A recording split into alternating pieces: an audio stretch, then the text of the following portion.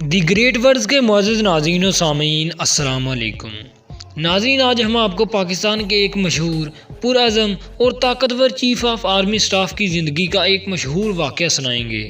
یہ 1987 کی بات ہے، جب جنرل ضیاء الحق صاحب کا دور تھا۔ یہ پاکستان کے چیف آف آرمی سٹاف اور صدر بھی تھے۔ اس وقت انڈیا اور پاکستان میں اس قدر مسائل تھے کہ بات جنگ تک پہنچ گئی تھی۔ اسی لیے انڈیا نے راجستھان کی سرحد پر اپنی فوج تعینات کر دی۔ بھارتی فوج پاکستان کو تباہ کرنے کے لیے بالکل تیار تھی کہ اس بار ہم پاکستان کا نام و نشان مٹا دیں گے۔ ادھر پاکستان کی فوج بھی بغیر کسی انتظار کے اپنے چیف آف آرمی سٹاف کے جواب کا انتظار کر رہی تھی۔ دوستو، اس وقت انڈیا میں راجیو گاندھی کی حکومت تھی۔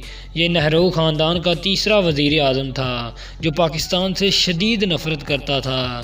لیکن جب ضیاء الحق صاحب نے دیکھا کہ انڈیا کسی بھی صورت میں پیچھے ہٹنے والا نہیں، تو انہوں نے بغیر کسی انویٹیشن کے اپنے وزارتی جہاز سے دلی کا سفر کیا۔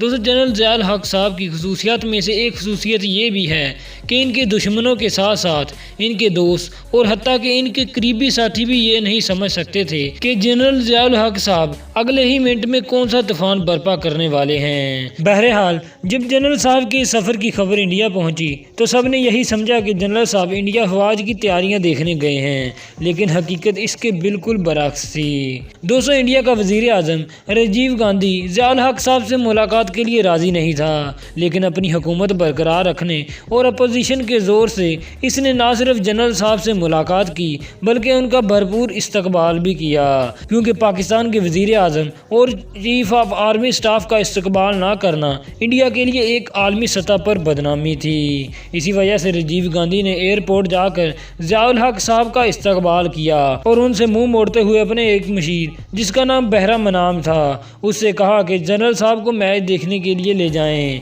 کیونکہ ان دنوں پاکستانی کرکٹ ٹیم بھی انڈیا گئی ہوئی تھی اور میچز بھی شروع تھے۔ دوستو، یہ الفاظ ویسے تو ضیاء الحق صاحب کے لیے تذلیل کن تھے، لیکن وہ اس کے برعکس حسب معمول ہنستے رہے اور انہوں نے جاتے ہوئے راجیو گاندھی سے بڑے ہی پر اطمینان لہجے میں کہا، مسٹر راجیو، آپ پاکستان پر حملہ کرنا چاہتے ہیں، لیکن اس سے پہلے ایک بات یاد رکھیے گا، اس حملے کے بعد دنیا ہلاکو خان اور چنگیز خان کو بھول جائے گی۔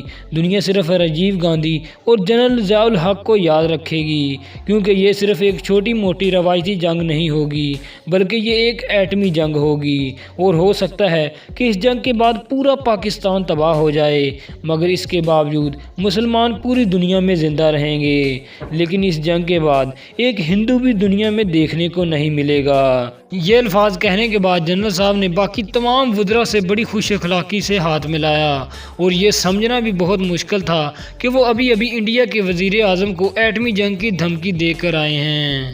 راجیو گاندھی کے مشیر بہرا منام کے بقول یہ الفاظ کہتے ہوئے جنرل ضیاء الحق صاحب کا لہجہ اس قدر سخت اور پرعزم تھا کہ وہ مجھے اس وقت دنیا کے خطرناک ترین شخص لگے۔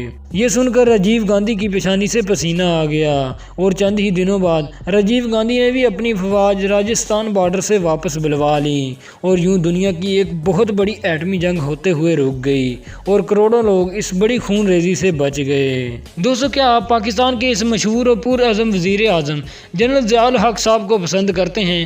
ہمیں اس کا جواب کمنٹ سیکشن میں لازمی دیجیے گا۔